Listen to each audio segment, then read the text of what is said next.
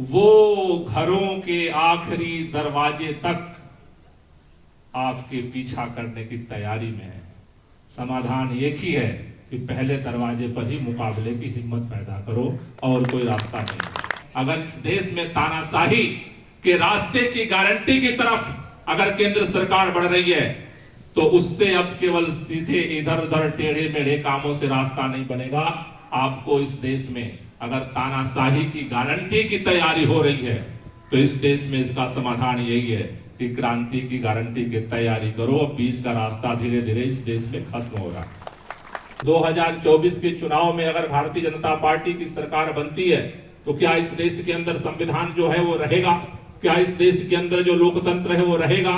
क्या इस देश के अंदर जो न्यायपालिका का व्यवस्था है वो बचेगी? क्या इस देश के अंदर चुनाव प्रक्रिया बचेगी? क्या इस देश के अंदर आज अभी इतनी सी जगह बची है कि जंतर मंतर की जगह सुरजीत भवन के बगल में आज आपको बैठने की जगह मिली है। क्या 2024 के बाद इस देश के अंदर इस राजधानी में किसी कोने और गली कूचे में भी क्या कोई अपनी आवाज उठा सकता है? ये बहुत सारे सवाल हैं लोगों के मन में। देश के अंदर बहुत लोगों के दिलों में एक तड़प है कि इस देश के अंदर 2024 के बाद क्या होगा। इस मुल्क में अच्छे दिनों को लाने का वादा था और आप जब 10 साल बाद यह मुल्क लोकसभा चुनाव के मुहाने पर खड़ा है तो इस देश के अंदर हर कोई बुरा महसूस कर रहा है।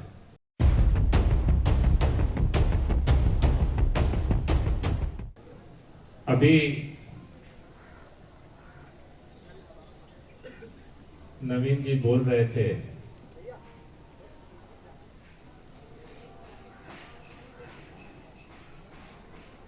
आज यहां पर देश के अलग अलग हिस्सों से अलग अलग विश्वविद्यालयों से छात्र युवा इकट्ठा हुए हैं, लेकिन यंग इंडिया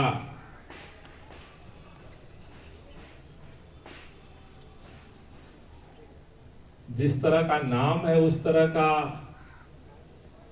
जिस तरह से आप लोग मौन धारण करके बैठे हैं,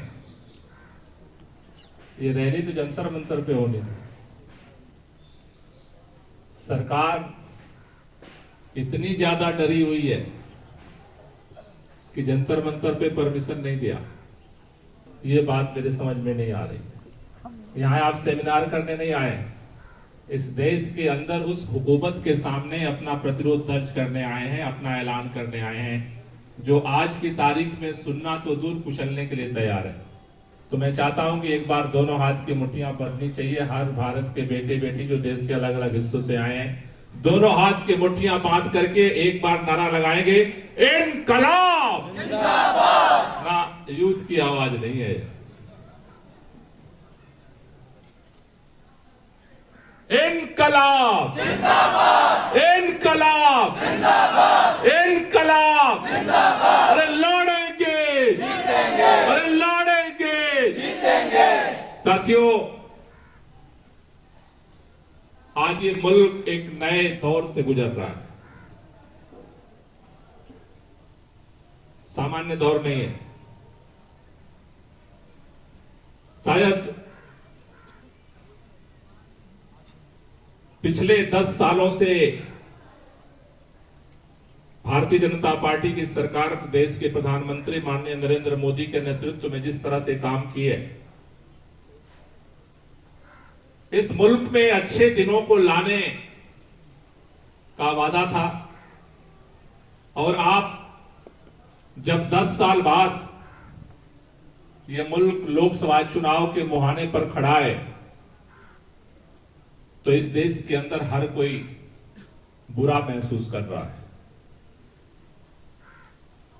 पिछले दिनों हम सबने ये देखा है, सबसे पहले इस हुकूमत की तानाशाही के खिलाफ छात्रों ने मोर्चा उठाया था।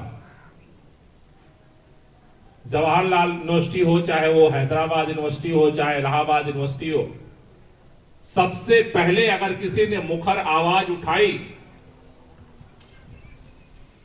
युवा पीढ़ी को इस समझ में आने लगा था कि अगले दिनों में इस सरकार क्या करने वाली है। लेकिन इस देश के अंदर छात्रों की आवाज को कुचल दिया गया, उनको बदनाम किया गया, मुकदमे लगाए गए। हैदराबाद में हमारे एक युवा साथी को आत्महत्या करनी पड़ी थी। उसके बाद छात्रों पर हमले के बाद उसके बाद नंबर लगा इस देश के अंदर मजदूरों का। इस देश के अंदर जितने श्रमिक कानून थे उन कानूनों को 4 कानूनों में सिमटा दिया गया। पूरे देश के अंदर आज अगर किसी को रोजगार मिलता है तो कॉन्ट्रैक्ट पर मिलता है, और कॉन्ट्रैक्ट पर रोजगार करने वाला अगर चूं भी करता है तो नौकरी से बाहर कर दिया जाएगा। इसका पूरा ताना बाना उस श्रमिक कानून के माध्यम से बनाया गया। देश में मजदूरों ने आंदोलन किए, उनके आंदोलन को कुचल दिया गया। उसके बाद इस देश का किसान खड़ा हुआ। देश के किसानों ने, आपने देखा, लगभग 1 साल तक सर्दी, गर्मी, बरसात में आंदोलन किया। 3 काले कानून वापस लेने के लिए सरकार मजबूर हुई, लेकिन उस सरकार ने जो वादा किया कि देश के किसानों की जिंदगी को बेहतर बनाने के लिए उनके बेटे बेटियां भी पढ़ लिख सकें, मान सम्मान से जी सकें, इसके लिए एमएसपी गारंटी कानून का इस सरकार ने वादा किया था।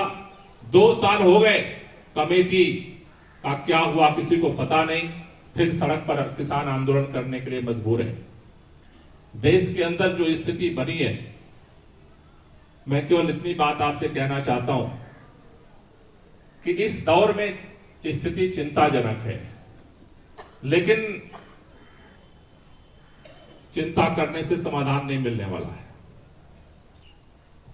मैं इस बात को मानता हूं कि जब संकट बहुत गहरा हो जाता है तो मुकम्मल समाधान उसी संकट से ही पैदा होता है। इसलिए आज मैं बधाई देना चाहता हूं यंग इंडिया चार्टर 2024 के लिए। जिस तरह से आप सब लोगों ने देश के कोने कोने में अलग अलग यूनिवर्सिटीज में, कॉलेजों में जाकर के छात्रों की ओपिनियन ली, एक नया प्रयोग किया, उसके लिए आप सब लोगों को तहे दिल से बधाई देना चाहता हूं। और ये बात मैं कहना चाहता हूं कि बहुत सारे लोगों में बहुत सारे प्रश्न हैं, बहुत सारे लोग इस डर से जी रहे हैं। इस देश के अंदर बहुत लोगों के दिलों में एक तड़प है कि इस देश के अंदर 2024 के बाद क्या होगा। बहुत सारे लोगों के मन में सवाल है कि इस देश के अंदर 2024 में अगर आज लोकतंत्र की चौतरफा हत्या हो रही है तो 2024 के चुनाव में अगर भारतीय जनता पार्टी की सरकार बनती है तो क्या इस देश के अंदर संविधान जो है वो रहेगा? क्या इस देश के अंदर जो लोकतंत्र है वो रहेगा? क्या इस देश के अंदर जो न्यायपालिका का व्यवस्था है वो बचेगी? क्या इस देश के अंदर चुनाव प्रक्रिया बचेगी? क्या इस देश के अंदर आज अभी इतनी सी जगह बची है कि जंतर मंतर की जगह सुरजीत भवन के बगल में आज आपको बैठने की जगह मिली है। क्या 2024 के बाद इस देश के अंदर, इस राजधानी में किसी कोने और गली कूचे में भी क्या कोई अपनी आवाज उठा सकता है? ये बहुत सारे सवाल हैं लोगों के मन में। लेकिन मैं एक ही बात कहना चाहता हूं कि नफस नफस, कदम कदम, बस एक फिक्र दम बदम, घिरे हैं हम सवाल से, हमें जवाब चाहिए, जवाब दर सवाल है कि इनकलाब चाहिए, इसके लिए डरो मत। बहुत सारे लोग जो इस देश के अंदर बदलाव का चिंतन करते थे, बदलाव की सोचते थे, लिखते थे, पढ़ते थे, जीते थे, उनकी जिंदगी में शायद ये ठहराव हो, ये डर हो। लेकिन आप मां भारती के बेटे बेटियां हो, इस बात को अपने दिलों में बिठाओ। आज हम चार्टर लेकर के आए हैं मोदी सरकार के सामने।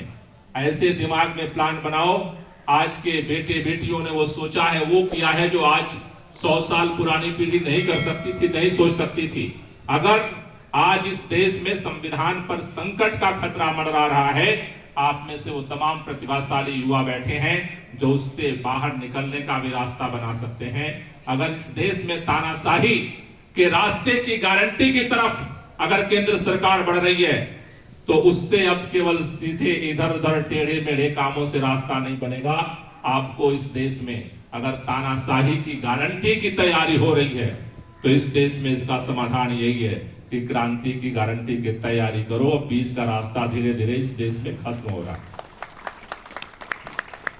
इस तानाशाही का जवाब बीच के रास्ते से धीरे धीरे समाधान के रास्ते बंद हो रहे हैं। तो इसलिए मैं केवल इतनी बात आपसे कहना चाहता हूं, आज यंग इंडिया का चार्टर लेकर के आप आए हो। अगर ये सरकार जो भी लोकसभा चुनाव में जीत करके आती है, अगर वो इसको पूरा नहीं करती है तो नए सरकार बनाने की तैयारी करो। इसके बगैर रास्ता नहीं बनने वाला, क्योंकि अगर आप तैयारी बड़ी नहीं करोगे तो समाधान अब नहीं निकलने वाला। धीरे धीरे धीरे धीरे धीरे धीरे लोगों के अंदर एक हताशा आ रही। अभी नवीन जी कह रहे थे कि टेलीविजन चैनल से आवाज को पहले बाहर किया लोग, तो सोचे प्रिंट मीडिया में वहां भी बंद कर दिया, फिर सोचे कि फेसबुक पर वहां बंद कर दिया, और बहुत सारे लोग यूट्यूब पे हैं। आज बहुत सारे यूट्यूब के यहाँ कैमरे लगे हैं, कहते नहीं ये जिंदा रहेंगे, इसको भी बंद कर दिया जाएगा। फिर वो घरों के आखिरी दरवाजे तक आपके पीछा करने की तैयारी में है। समाधान एक ही है कि पहले दरवाजे पर ही मुकाबले की हिम्मत पैदा करो, और कोई रास्ता नहीं। इसलिए आपके सामने खास तौर से दोहरी चुनौती है देश के युवाओं के सामने। आप अपने परिवार की जो अपेक्षाएं, आपके जिंदगी के, क्योंकि आईटी क्रांति के बाद दुनिया में जो संकट है वो भी ग्लोबल हुआ है, और हमारे हौसले और हमारी आकांक्षाएं भी ग्लोबल हुई। दुनिया में जो कुछ भी हो रहा है वो हमें भी चाहिए, उसका भी संघर्ष है, अपनी जिंदगी का संघर्ष। हम सब जिस परिवार में पैदा हुए, उस परिवार की भी कुछ आकांक्षाएं हैं, उम्मीदें हैं आपके सामने, उसका भी बोझ आपके ऊपर है, उसका भी दबाव है। लेकिन इस मुल्क का, इस देश का, इस समाज का, हम सबके ऊपर जो ऋण है उसका भी दबाव है। इसलिए एक ऐसी कार्य योजना की जरूरत है कि हम अपनी जिंदगी को भी बेहतर से जी सकें और इस मुल्क को भी बेहतर बना सकें, क्योंकि अपने लिए नहीं जियोगे तो दूर तक लड़ नहीं पाओगे, और अगर लड़ना छोड़ दोगे तो अपनी जिंदगी भी जी नहीं पाओगे। ये दोनों रास्ते को आपको अपने हाथ पे बैलेंस करना पड़ेगा। अपने लिए भी जीना है और इस मुल्क और समाज के लिए भी जीना है। मुझे लगता है कि पूरे देश के कोने कोने से, अलग अलग यूनिवर्सिटी से जो स्टूडेंट्स ने, यूथ ने, जो छात्र युवाओं ने जो शिक्षा और रोजगार के लिए अपना चार्टर तैयार किया है, हम सब उसका समर्थन करते हैं।